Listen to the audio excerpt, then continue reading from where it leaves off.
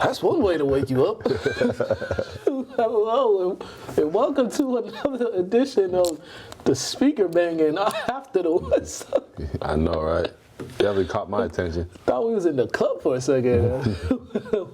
That bass. Yeah, right? Jeez, Lou. I was waiting for a DJ to say, everybody throw your hands up. We are here. It is November something. November 10th.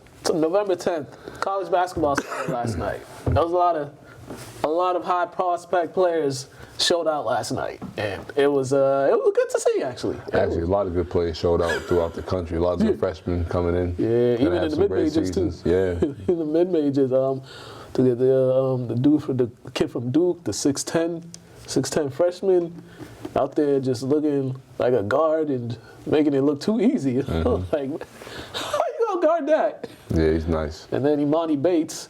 We've been hearing about him for years. Yeah, that wasn't a surprise. BC looked good too last night. They looked real good. We'll get to all that later. Yeah, I was trying to find the game. But I think it was on the ACC network. Okay. Yeah. So, but we got a lot to. Not really. Usually I have an intro of something that happened, but nothing really happened over the weekend. I didn't watch much football either. I was too busy, icing. Tweaked my ankle. I was too busy in the cold out there filming. But it was a crazy day in the NFL on Sunday. So many upsets. So many teams that were supposed to be contenders looked like pretenders. It was, I don't know, it looked like spooky season. But one team that actually didn't get an upset was the Pats. They went on the road, and the Pats defense the last 3 games has been pretty outstanding. I think they've forced like 10 turnovers the last 3 games. I mean, they sure forced enough this game. Donald out here just giving us the ball. 3 in toes, like, come on, brother. But he is bad. I mean, they are played overall. Like, McCaffrey's your leading rusher with only 14 carries and your leading receiver. Like, that's awful. But kudos to the hometown team. Yeah. You know what I mean? The home team, just because the defense is looking great. The offense is balanced. With Jones only having to throw the ball 18 times. Granted, he had one mishap, which happens because he's young. But, the rushing, once again, 39 carries, 151 yards, you know what I mean? Like 4 different guys for the ball. It's just, relieving pressure off the young boy, you know what I mean? Just giving him some chance to grow. He's going to make some mishaps, but as long as they're winning, he'll slide. 10 by Ramondre. Brandon Bolden had 8 carries. Damian Harris had 15 carries. That is a well-balanced attack because I think they're just going back to that old formula. We're going to play defense, run the ball, and make some key plays on offense because, the offense isn't really just doing that much scoring. They're scoring like 2 touchdowns a game, which is enough the way the defense has been playing. So, and then when you're playing a bad team who's pretty much just handing you the ball like it's Christmas. You got to capitalize on opportunities. And you talked about their rushing attack early in the season, how they have multiple, guys that could really get some yards. So I like how they're utilizing that, and it's allowing Jones to think less. Yeah. Because him being that young, you haven't been around the league long enough to even know what's really going on. So at least you're able just to rely on these guys to get you some yards, and you just make some smart decisions, get some touchdowns, and go home. And look now, because they're only a game behind Buffalo, and for first place in that AFC East, some of these teams gonna mess around, let these guys in the playoffs, because they're not. Some teams are not playing as well as they should be, and these guys have won 3 in a row. Hey, man, hey, know what I said last week? I was like, I didn't think we'd make it, but hey, there is a chance. But as long as we're competitive, we're always in the game. Yeah, they've been in every game. They've been in every game. Yes. They've been in every game. But that's all. One game they should have won, but yeah. My bad. But that's all we're asking for, just because we didn't want that much of a drop back.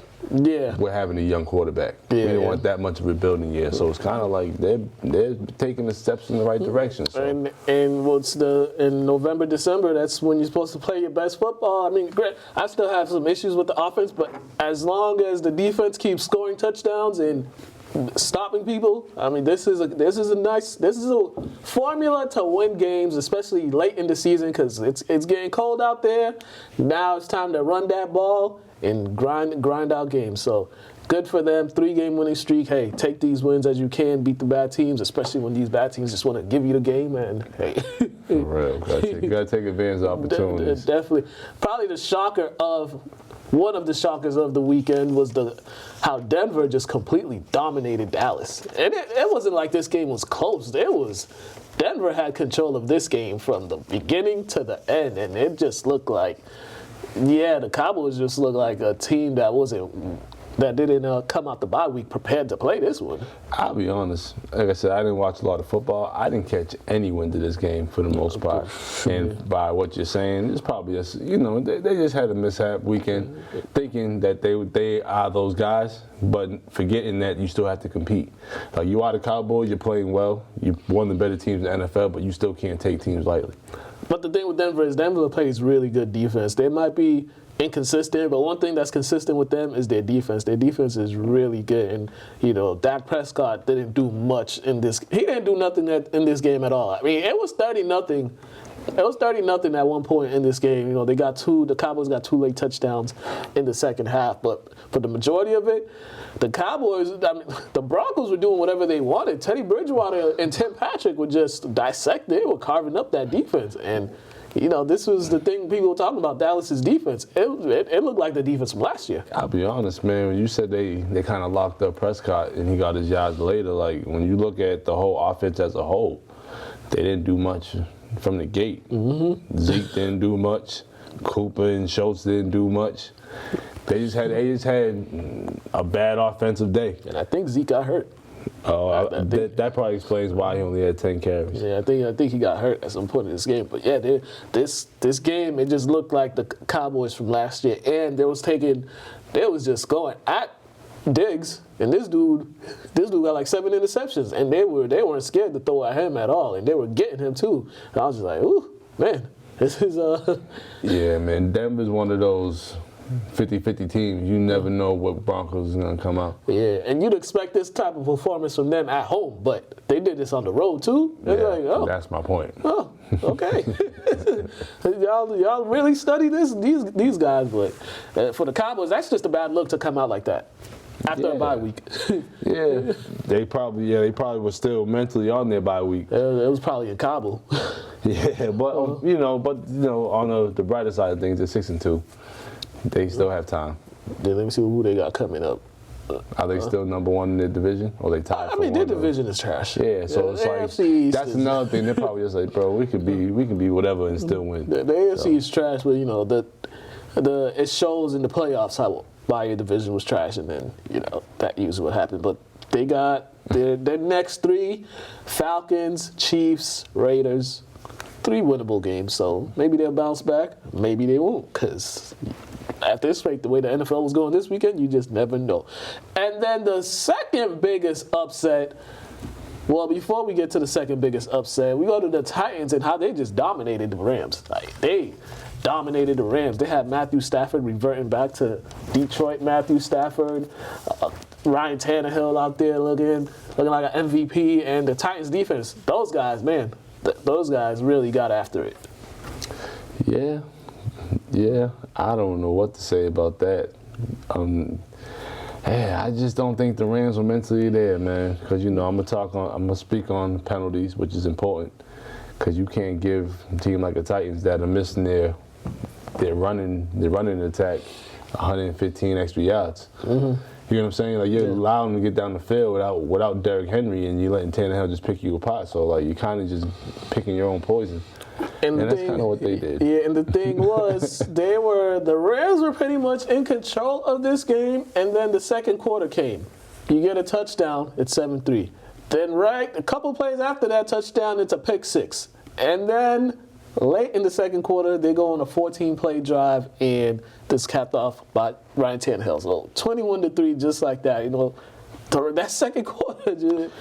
And too, like with I feel like the Titans, they know like they don't have their golden horse. Yeah. So like once you get in the red zone, because they were 100% in the red zone, you have to get in there. Compared to the Rams, I don't know what they was doing. I have 3, and that's usually where they flourish. You know what I mean, in the red zone. Like you usually expect them to, once they get there, it's automatic 7, or at least automatic 6, because these kickers nowadays are ridiculous. But I don't really know what happened to the Rams. I just don't think they were mentally there this weekend.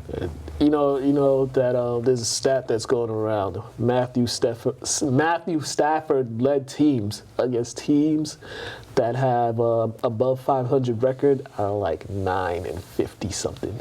Oh. Yeah, and this year they're like 1 and something. They've only beat one good team. That was the Bucks early on, and then every other teams with winning records, that's a wild stat, but we have to see what happens in the playoffs if they fortunate to make it there. I mean, yeah, looking like a wild card, but yeah, they'll be there some way. And then we got the Jaguars and Bills going back to an old school game that with the final score of 6-9, and you would think with this day and age of the NFL, offenses would be able to score more, would able to get at least double-digit points. But we had a baseball score in this one, and one Josh Allen played well, and the other Josh Allen didn't play well at all. It was a terrible day for the Bills. Yeah, I don't know what the Bills coaching staff was thinking. Like, I feel like a broken record, which is sad, but, like, why you got Allen throwing the ball 47 times when you got decent rushing? In a close game, you got decent rushing attack, and you're getting 5 yards of carry on the ground. And you only rushed the ball 14 times. Like what do you basically, like, you just said here, Jaguars, just beat us, because we really don't want to win. We're going to play with you and make competitive, but we don't want to win. Yeah, they went scoreless in the second half. It just looked like anything they did, the Jaguars knew what was coming. It was just like the Jaguars knew their playbook left and right. I mean, and once again, you have Josh Allen, the black Josh Allen in the backfield all the time, causing chaos. And that's one thing they say about quarterbacks: get them off their comfort zone, and they'll do something crazy. Oh yeah, definitely, man. Shout out to Josh Allen for playing one heck of a game, but. Man, like, you can't have that many penalties. Nope. You can't go 0 for 1 in the red zone, and you can't have 3 turnovers and expecting to win the game. That's just a formula for disaster. Right? All they needed was a touchdown. Yeah. Get one touchdown in that red zone. Get that. You was in the red zone once. Scored a touchdown. You'd win this game. And you probably would have did that by rushing the ball. Maybe 16 times instead of 14. Or maybe get a little more creative with their play calling or something. But there's no reason the offense that they have should only have 6 points in a game. Yeah, that's ridiculous. That's kind of crazy. That's wild. It's crazy to me. That's why it's one of them things I never used to think this about football. I feel like they always took each team seriously, but I honestly don't think each team takes each team seriously. I definitely. By some of these scores and some of these performances, it's like, you can't be serious. Yeah, I definitely don't think I think they probably was just messing around. It's like, we'll get it over with later. Let's just mess around with these dudes. But Jaguars get paid too. They get paid too. So. Yeah, like, people forget this. Like, a lot of money. And they got a young quarterback who's been a winner all his life, so he's now got to learn how to win in the NFL. So and they kind of giving him something, so they're getting the momentum. Yeah, they give him confidence. And shout out to Trevor Lawrence, man, getting you some dubs, bro. Yeah, man, because I know he ain't used to all this losing. And he ain't trying to be part of that 06. What's it? 16 now? 17? How many games they got now? Was it 18 games now? 17, 18 games. No, it's too many games. He don't want to go. He don't want to be part of that over club. Yeah. Are there any winless teams right now in the league? The Lions. And they might go 0-16. Then that'll be twice in their history. Man, if they talk about MVP candidates right now, I think Lamar. I almost said Lamar Odom. Lamar Jackson. He will put the camera on me. I'm glad he didn't catch my face. Like, whoop. Lamar Jackson is running. He's legit.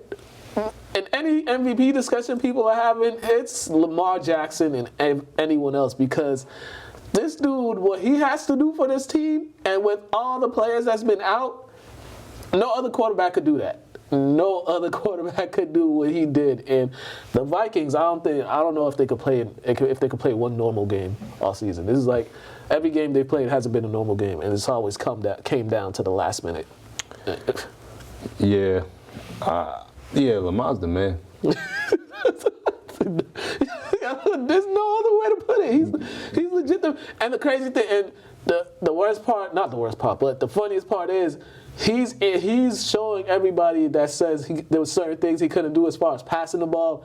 He's showing them that he can't do that. He's showing them he could pass in the pocket. He's showing them that he could read the defense. He's showing them he could go on the move. And when that's not happening, what does he do? He uses his leg. So folks I don't know what excuse they're gonna come up next for his game or why he's not one of the better quarterbacks in the league, but the list is short, and their excuses is really just. And it's one of those things that his usage is so high. Yeah. That if he gets injured, God forbid anything happens to him, because I don't want any player to get injured. Yeah. That who's gonna do what he does? Yeah. You know what I'm saying? Who's going to pick up all that slack? And then you have to figure out a whole new game plan if he's not playing. So he is probably the most valuable player in the NFL just because of his high usage rate. But I think the last person, maybe Cam in Carolina, probably was the last person to have a usage like even Mahomes. I would say even Mahomes for like a couple years ago had high usage, but Vic and Cam are definitely on that level just because their natural God-given abilities. But shame on the Vikings though. What's wrong with y'all? The man throw you the ball 2 into it. You can't capitalize on that. And then they got They're the Vikings. Yeah, then you got the nerve that you both had 8 penalties. They were probably senseless, but made sense a little. You guys had 107 yards and penalties. You're playing a quarterback that does basically everything for his team except catch the ball when he throws it, and then you're gonna just basically let him go down the field. He's basically just put him on the end zone. You know what I mean? This was after they had control of the game. They were in control the majority of this game, and then I have no idea what they were thinking, but. Cause with us, we do look at the overall stats and the thing that the average casual fan would look at. But then when you dive into the intricacies of football and certain things that shouldn't happen, when you give people so much yardage, because stupid antics and mishaps and mindless plays and, you know what I mean? It's come on. And then you're playing a guy, like I said, he does everything. He's Swiss Army knife for the league. Yeah, and I think Justin Tucker needs to negotiate a contract. He need whatever they gave Mahomes, he should be I think I need a little bit more than that, because this dude has just been. I think this is his 3rd or 4th game-winning field goal of the season. I think the Ravens. Let me see this. There's one. Yeah, I forgot about the tuck. 1, 2, 3. There's 3 or 4 games they played that came to one possession. And I think they were 3-1 in those games. So they're winning these close games, and majority of them is because of Lamar Jackson and Justin Tucker finishing it off. Yeah, man, he need to get that shirt and say, "I don't give a tuck." I like that.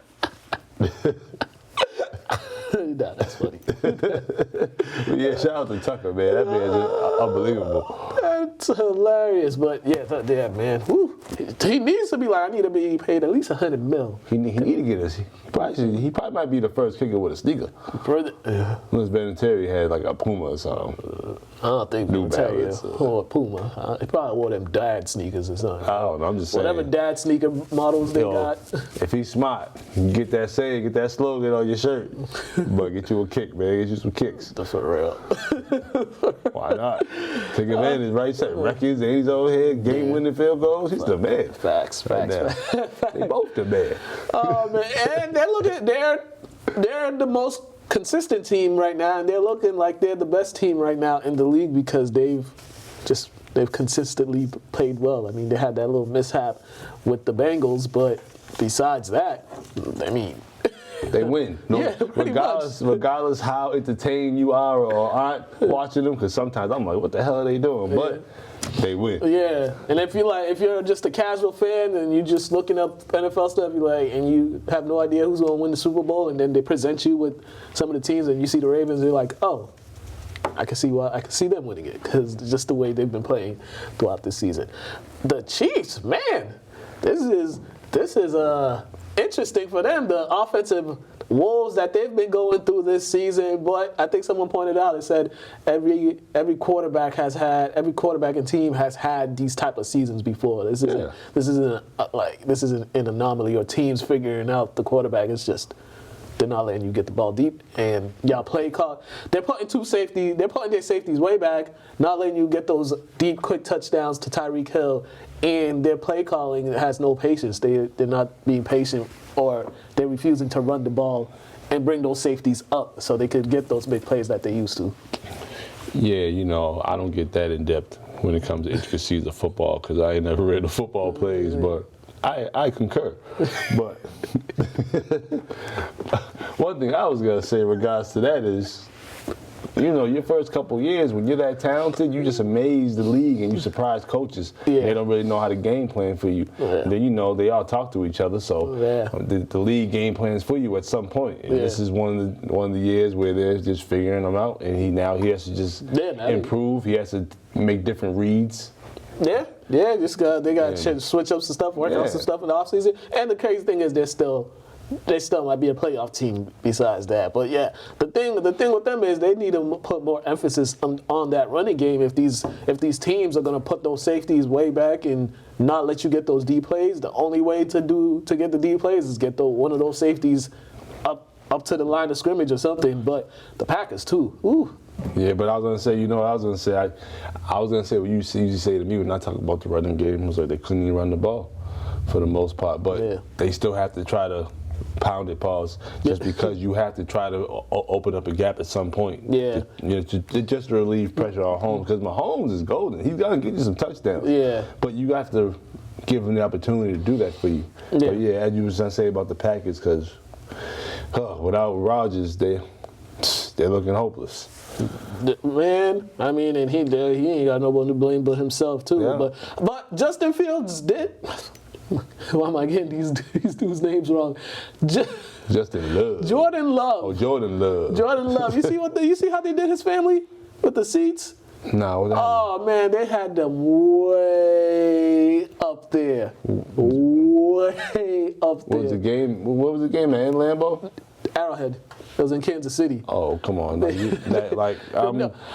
not that shocked. That's kind of like, That was dirty. They did it. It was like the last row all the way at the top. You could at least get them in the middle or something, but they put them all the way at the top. You needed a drone to see where they were sitting. But Jordan Love, it was tough for him to be out in the situation that he was out there for. But he did make some good plays. Yeah. It was just, he didn't.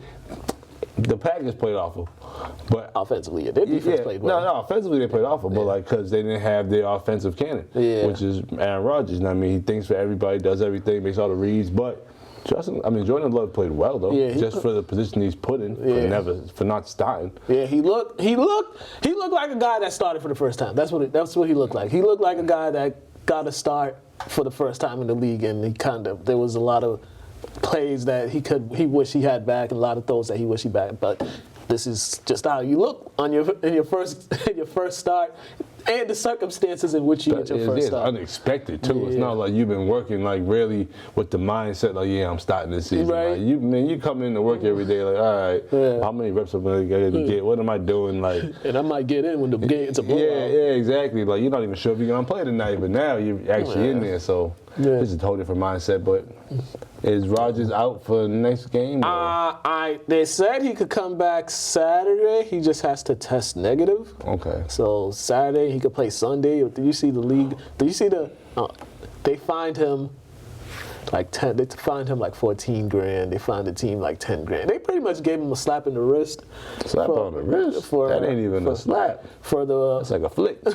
for breaking the violations, the league violations and stuff like that. And someone put it out they fine players more for taunting or untucked jerseys or wearing the wrong cleats than they do that. And it was just like, this is the treatment of quarterbacks. That preferential treatment.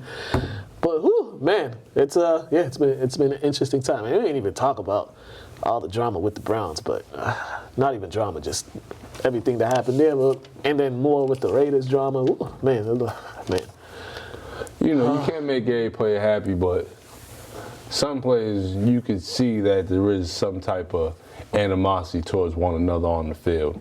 When you got a guy that's supposed to win games for you by throwing and sharing the ball to his teammates, and one guy never gets the ball. At all. At all. And he be open. And when his father speaks up about it, people make a big hoopla about it, but if you got eyeballs, you can see what's going on. And the crazy thing is, the wide receiver position, your success is dependent on someone. Like, the wide receiver. You know what's crazy? In football, your success is dependent on someone else, really. Your success is dependent on the guy doing your job on the right, on the left. The quarterback is dependent on the wide receiver, and vice versa. Running back depending on his blockers. Yeah. You know what I'm saying? It's really a family-oriented sport. It's way more family-oriented than basketball. It's just a smaller team, so get it closer. But football is a real team, ultimate team sport. Yeah. So if they can't figure that out, it's gonna be a long day. Yeah. But unfortunately, they're still winning games by playing the way they're playing. But if they play how they should play, they'll be way better. Yeah, and I just don't like how everybody's trying to make this seem like it's Odell's the problem or something like that. Like, yo, you're the quarterback. Figure out how to get me the ball. That's it. That's all you got to do. And one thing about Odell, he's been more vocal other places. Yeah, he hasn't said a word. He hasn't said anything out here. Like, how's it his fault? He hasn't done any crazy things on the sidelines. He hasn't yelled or nothing. And it's just like people. Someone said it best. Said, Odell's a good-looking man, and he's good at everything, and people don't like those type of people. This is true. Oh man, Craig got more on this, and then he also got some on the Raiders. You see that? You see the dude on the Raiders? They had to release. One of their DBs, he was online posting with guns, threatening people who's gonna pull up their house. Yeah. Oh man, we're gonna go to that, and then we're gonna come back.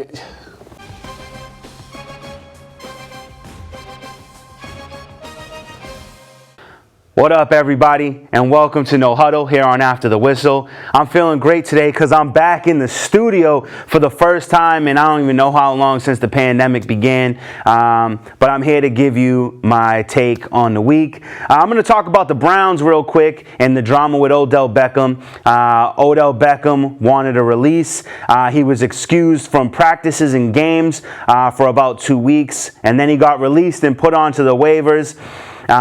And so that happened on Sunday. As of Monday, he was on the waiver, gave every team an opportunity to pick him up, and each team passed on him. And that was a strategical plan by Odell Beckham, saying that if the wrong team claimed him off waivers, that there would be some form of a problem with him going to that team, which I think scared pretty much everybody out of signing him, not wanting to be one of the teams that signed him that he didn't want to play for, and probably just all in all not wanting any of that OBJ drama.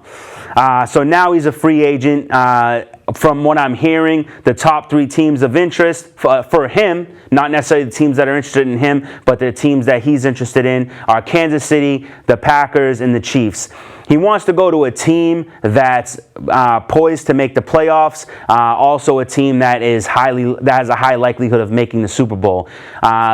He's prone to injury, and like I said, he has drama when he's not getting the ball the amount of times that either 1, he feels he deserves, or 2, when he's open.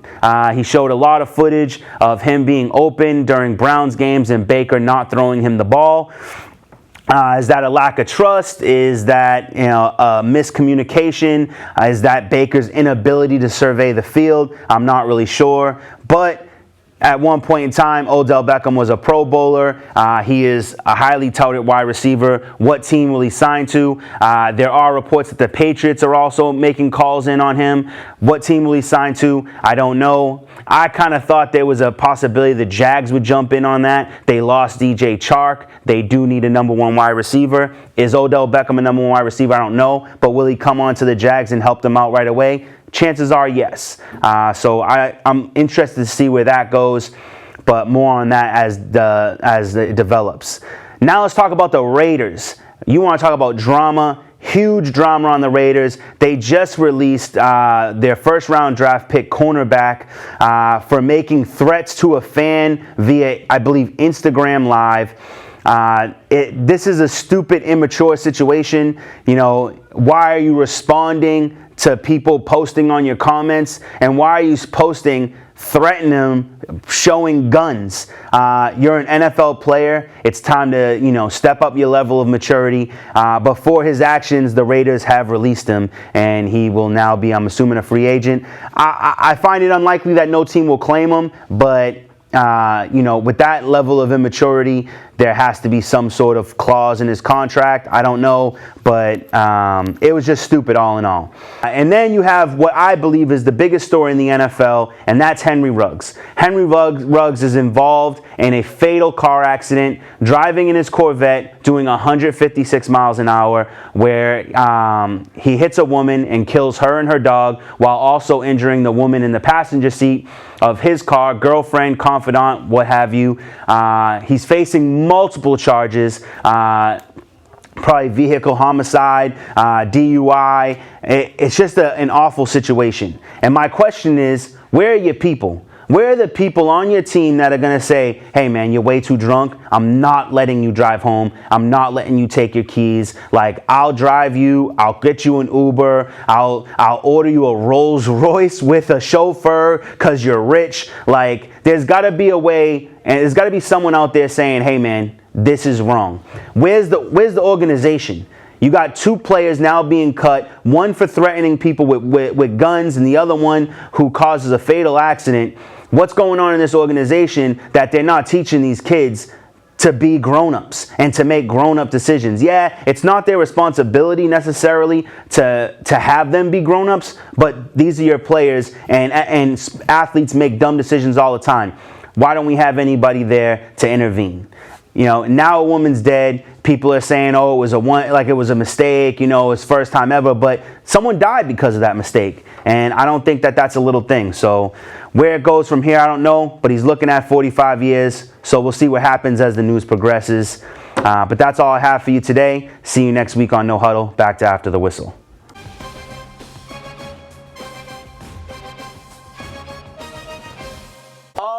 And we are back. We are gonna go next to Athletes Corner. Oh man, we got give a big congratulations to these girls, the West Lynn Cheerleading Junior Pee Wee squad. They're going to nationals. Yeah, that's dope. They're going to nationals. Congrats, ladies. Yeah, definitely. They got a GoFundMe right now to raise money for that. But yeah, I think this is like the second time in the last couple of years that they've gone to nationals, if I can recall. So Athletes Corner, then we're gonna come back and we got some highlights, college basketball, and all that good stuff.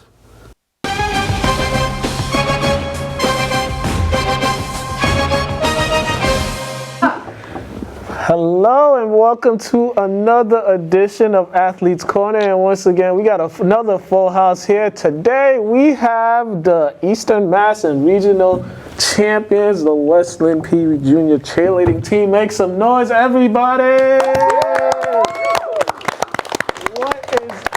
What is going on, ladies? Welcome back. The last time you were here, it was the same situation. It was. Now you're back again, going at it again for another one. Just talk to me about this whole process. It's been a good experience so far. We've had a good season. It's been obviously a lot different this year with COVID and taking a year off. We didn't have Pop on last year, so a lot of girls weren't ready for the season the way they typically would be. We faced a lot of challenges starting out with our first competition. We went to leagues, which is where it all starts, and we actually came in fourth, to be completely honest. We didn't place there. We had 4 teams outscore us. No, 3 teams outscore us, I'm sorry. And we came back at Eastern Mass and outscored them, and regionals and outscored them. So my girls have been fighting really hard to get to this point. Yeah, Amy, how was it not having this last year and not being able to coach last year because of everything that happened?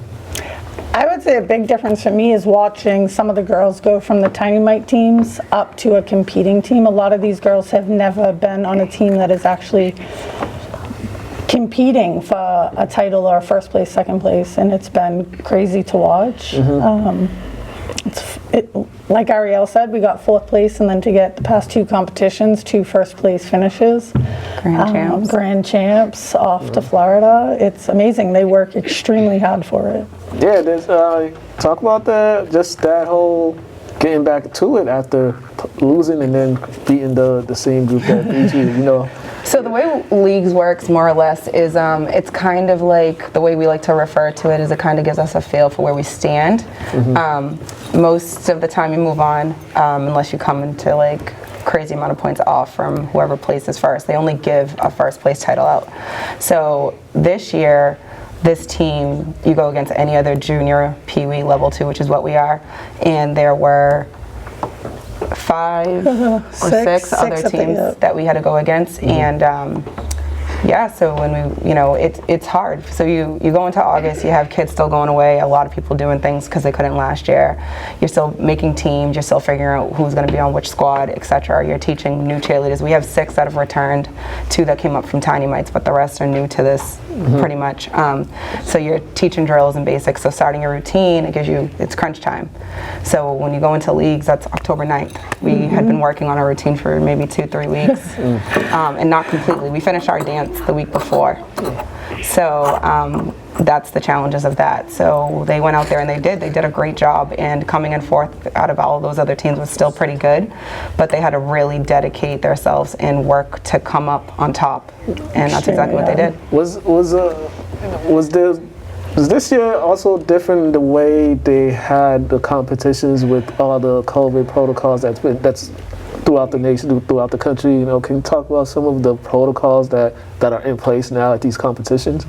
I would think first is having a mask. I don't think a lot of these girls are used to performing with a mask on the whole time. I think sometimes that can be challenging. At a lot of the last competition we were at, we were able to sit as a team to hear the results, but the first 2, you had to just send 2 girls down. Just a little bit of the differences I saw. The last one was nice because we got to sit together as a team, win or lose. You found out together, versus watching your head coach with 2 girls down on the mat and being in the stands finding out. I think typical COVID protocols that we're all used to by now. Unfortunately, it's the new norm. I feel like I lost a part of the experience in Easter Mass by being down. Now, granted, I was down there with 2 of the girls, which was a blessing, but to see the video she took of the rest of them, I felt like a part was missing. Like I didn't get to see them, because what we would do is we sit down, we dance together, we hold hands, we link up, and we wait while they place, and we couldn't do that. The same thing with them going on the mat. Some of them have had masks fall, but if your mask is up, you don't get the facials or the energy on their faces. That's very big part of the performance. So that's the only downside to it. Also, just the whole on practices. A girl's sick, you got to get tested. So having full practices throughout the league, all of our squads. I mean, it's been a very, very big challenge. It's not like back in the day, you're sick, come watch. It's not that simple. So that's been a challenge all on its own. How often were they getting tested before every competition? Was that the thing? So no, they don't make you get tested before every competition. Okay. They do like the questionnaire, similar to like when you go in a doctor's office. They take their temperatures, they do the questionnaires, but if one of them tells me they were exposed or sick, I have to, as a coach, be responsible enough to make sure they get tested, and that has happened from August all the way up until, knock on wood, quite a few times, the last few weeks. All right, now you got this next phase is Nationals down in Universal Studios. Tell me, when is that exactly? When is that, the Nationals? So we compete, it starts December 6th through the 12th is that week of it. We compete on Wednesday, December 8th. Yep. Okay, all right, and now I say you got a GoFundMe up there for that. You guys are helping raise funds for that. I mean, tell the people about the GoFundMe. So basically, the GoFundMe is an overall goal that we need to reach for the team as a whole. That will include them getting there, their room and board. It'll also include feeding them and making sure they have everything they need while they're there. We get to do this amazing thing when we go that's called Pop Water Night, which will include in that. It's an experience like nothing else. The park basically shuts down for just Pop Water. of teams, and you get to go through the park, and it's just an amazing experience. We practice. We have a day where we practice, then we have the day where we compete. We also get a 2-day park pass, which is part of the package for each girl. So the GoFundMe is basically, because we have so many girls, you'll see like our A squad is also coming. Theirs is a little bit lower, but they have 8 versus what we have. So it's like, it's based on the team as a whole. Yeah, and this is double the size of from what you had last time. Literally. Yep, it is. Yeah, so talk about that. Just more girls, more responsibility, more focus, and Older, more sass. more older, More opinions. The more sassy you get. What she said, gotta keep an eye on that. Just as coaches, you know, how's that process for you? Just having to deal with all that. So, I mean, to be completely honest, I can't be more honored than I am to have each one of these girls. The bond that they have is, I think, unbreakable at this point. I really believe that this team will grow together. However, that comes with a lot of bickering, arguing, eye rolling, teeth sucking, tears, etc. But overall, they truly care about each other. They're all passionate about the sport, and that overpowers it all. Yeah. I think there's some arguing happening behind me or something. Yeah, there probably is. I've already heard. But we just got a couple minutes left. Please, once again, tell the people where to go for the GoFundMe page. So you can go to the Westland Rams page. We're sharing it everywhere. Moms, everyone's sharing it. It's GoFundMe.com. Help send the Westland Junior Pee-wees and Nationals. Help these girls get there. Listen, they're first place winners, and they want to go become national champs. Yeah, December 6th is when it all starts. December 6th. I just want to put out there that we wouldn't be able to do this without the parents' support. Yes, we are at the practices every night with all of these girls, but we have an amazing group of parents. We have a parent group chat that I think a lot of other cheerleading teams would wish they had. The dedication that we have from the moms, the dads, the grandmas, the grandpas. They drop anything on a dime for these girls and for the team. They help each other out, and that's how we're here. Definitely. All right. Y'all can all say something to the camera all at once, because y'all been wanting to say something to the camera. Yeah. Before we get out of here, we're gonna start over here. Say something to the camera. We're gonna start with you. This is your camera right over there. J-Lo, watch your head, honey. Your head. 3. I really wish that we can be national champions and earn our title. There you go. Next. I like that. Say something. You always have something to say. Hurry up. Go donate, please. I don't know. We work really hard. We work really hard to earn it, and I hope we win. We all worked hard to come to Florida, and I hope we win. I hope that we are able to get our new title, and I hope people help us with our GoFundMe page. There you go. Yeah, go ahead and say something. We got like 30 seconds left. I'm very happy to be on this team, and we're going to Florida. There you go. All right, ladies and gentlemen, I get all that, but Westland cheerleading regional champions, they want to go to Florida. Help them go to Florida. Go to the GoFundMe page. Please let them know. Thank you. All right, you guys have been watching Athletes Corner. Have a great day, everyone. Bye.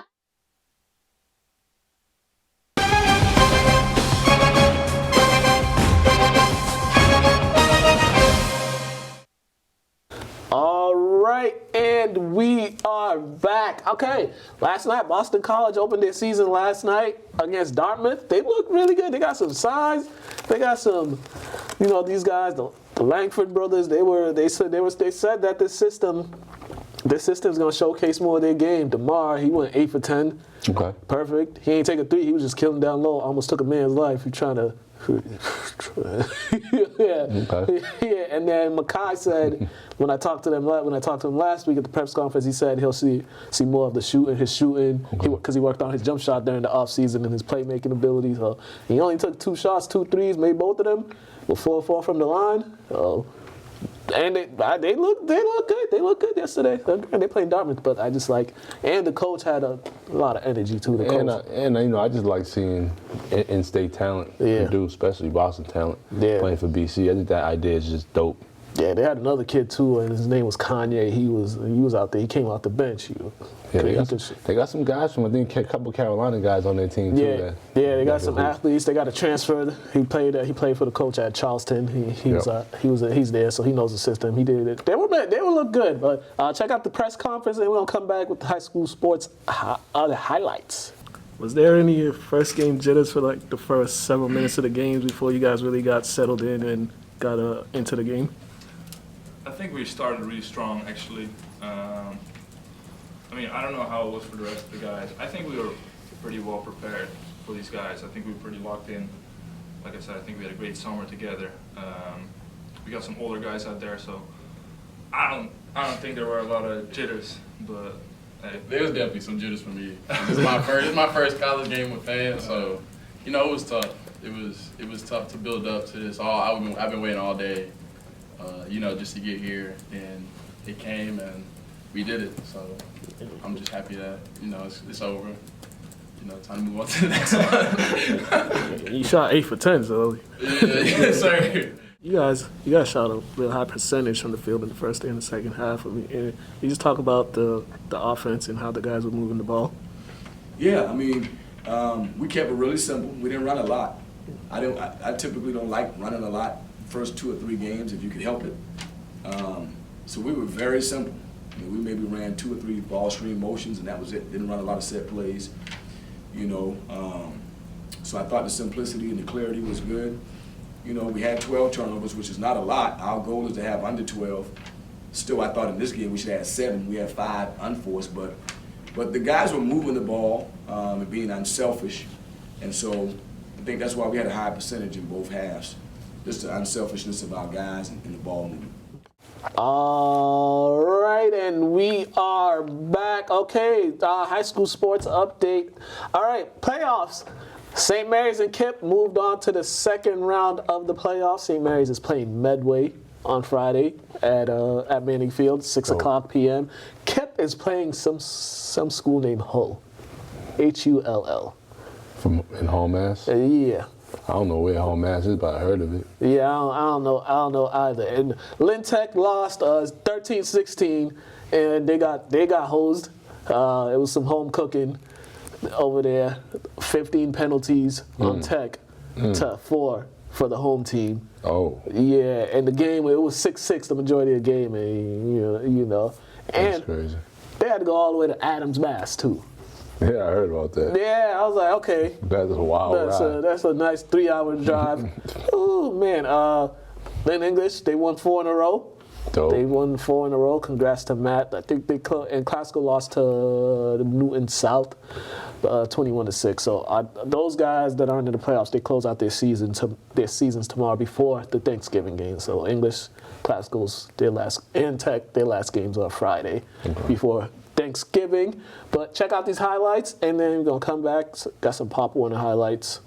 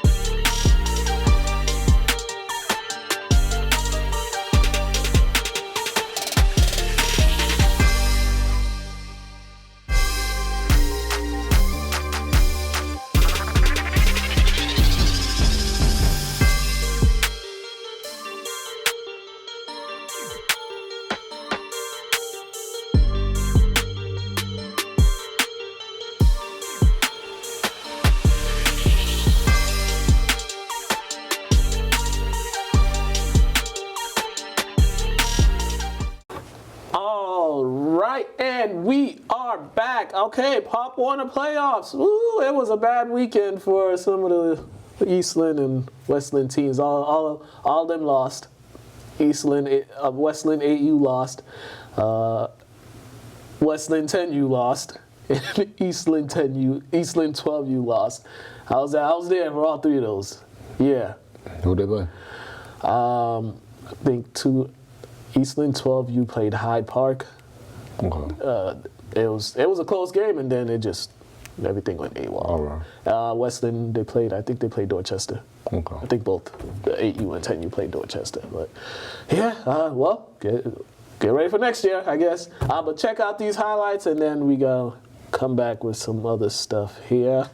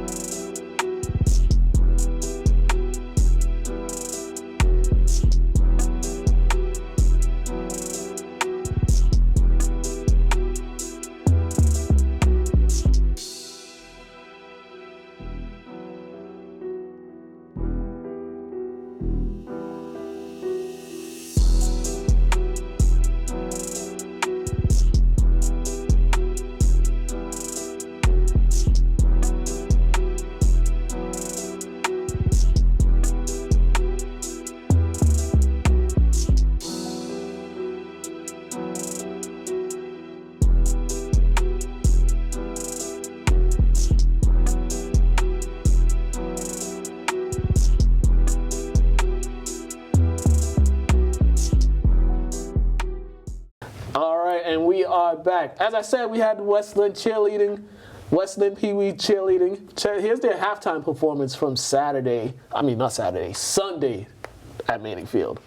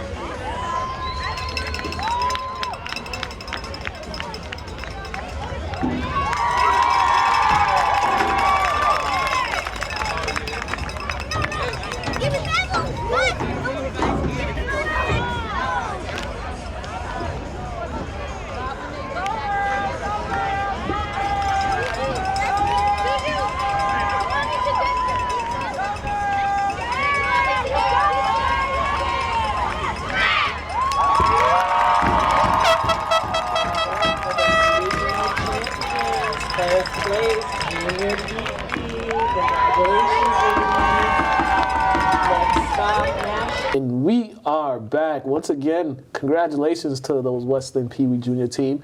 Make sure you go. They have a GoFundMe, so make sure you go out there, donate some money for them to go over to, they're trying to get down to Universal Studios for Nationals. And I'm pretty sure they won Nationals 2 years ago, I think. When was that time we did a live show?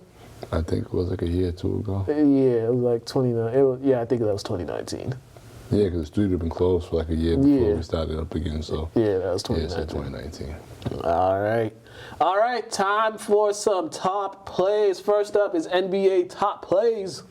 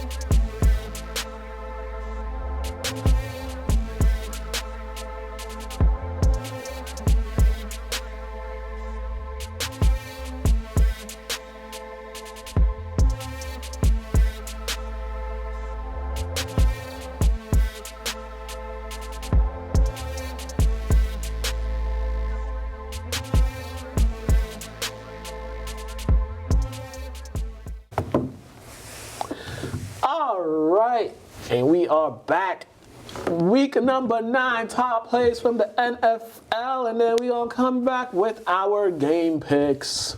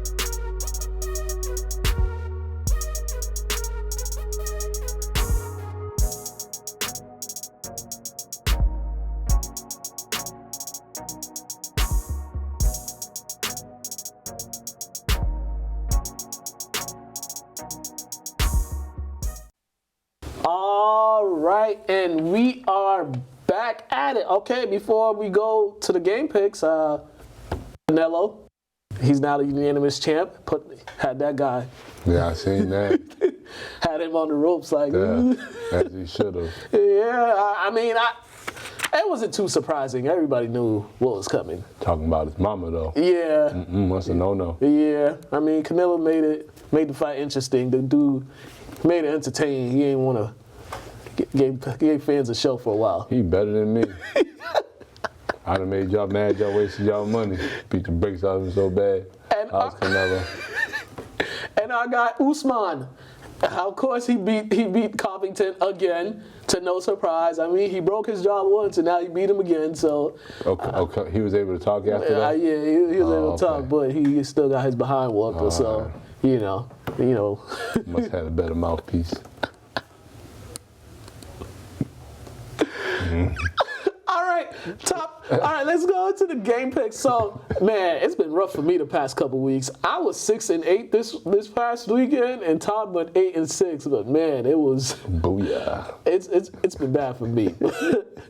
We gonna start with Thursday Night Football in Miami with the Ravens taking on the Dolphins.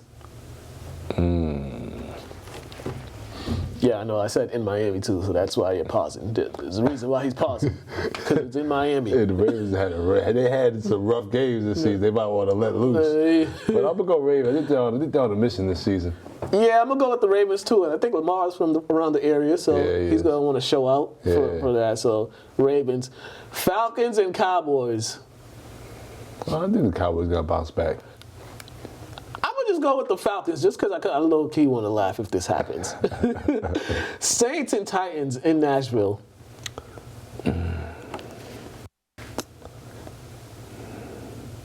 I'm gonna go with the Titans. I too will go with the Titans because the Saints have a backup quarterback. Yeah. Jaguars, Colts. This is in Indy. I think the Colts were listening to us the last show. Yeah, I'm gonna go with the Colts because they played well last Me too. game. Yeah, I think they heard that. They must have been watching us or something. Everybody know where we're going with that. Facts. Bills in the Jets, Jets. I'm going with the Bills, man. The Bills got to bounce back. Yeah, I'm going with the Bills too, just because the Jets are so bad everywhere. Yeah, that too. Yeah. Oh man, well, Lions ain't getting their first win, so I'm gonna go with the Steelers. Yeah, you might as well steal me in. Tampa at Washington football team. Love the Bucks. Me too. They're coming off a bye, and I'm sure they had that sour taste from their terrible performance against the Saints. Panthers, Cardinals. I'm gonna go with the Cardinals. I too will go with the Cardinals. I didn't know Colt McCoy was still in the league, but he is. I didn't know, but he was started. balling. Yeah. He be balling. I always like Colt McCoy, but yeah, I never know what team he played for. But when he plays, he be balling. Vikings, Chargers. This is in LA. Chargers. You want the Chargers? Yeah. I want to say the Vikings, but I'm going to go with the Chargers as well because I just don't trust the Vikings quarterback. If it was in Minnesota, I was going to charge. Yeah. Eagles, Broncos. This is in Denver. Eagles. I'm going to go Broncos. They play well at home. Seahawks, Packers. I think A-Rod will be back. I think Russell Wilson will be back too. Packers. I'm gonna go with the No, I'm gonna go with the Packers. I need to take the whole team for once. I need to get these wins. Chiefs, Raiders. This is in Vegas. Sunday Night Football. I'm going with my Raiders, man. I gotta. Chiefs. Chiefs. I'm going with the Chiefs. But shout out to Derek Carr, though. Derek Carr is a really, really, really genuine, nice dude. Yeah, and shout out to him for, sticking. Well, for just showing support for him. Not support, but saying what he said about the Henry Ruggs situation, because that was real. Mm-hmm. And Monday Night Football, we got Rams and 49ers. Rams. Yeah, I'm going with the Rams too, because that's what we're going with. And all right, that is a wrap. We are out of here. Make sure Lynn Community Television Facebook page. Make sure you go to lyntv.org to catch up on any past shows and all the other great stuff happening. Lynn Community Television YouTube channel, Mr. Burton 23 on Instagram, Mukala K on Instagram, and any birthday shout outs I can think of?